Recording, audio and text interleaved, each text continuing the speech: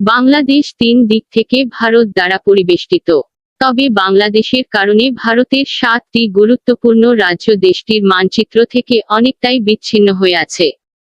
বাংলাদেশের উত্তর পূর্ব দিকে থাকা এই রাজ্যগুলো হল মেঘালয়, ত্রিপুরা, আসাম, মিজোরাম, মণিপুর, নাগাল্যান্ড এবং অরুণাচল প্রদেশ।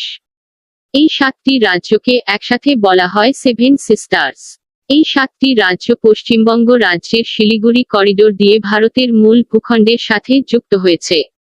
এই ভূখণ্ডের আকৃতি মানচিত্রে দেখতে অনেকটা মুরগির ঘাড়ের মতো বলে একে চিকেন স্নেক বলা হয়।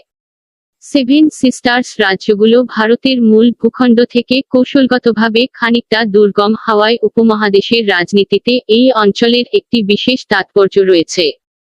সাম্প্রতিক সময়ে বাংলাদেশের অন্তর্বর্তীকালীন সরকারের প্রধান উপদেষ্টা ডক্টর মুহাম্মদ ইউনূসের একটি বক্তব্যের জের ধরে সেভেন সিস্টার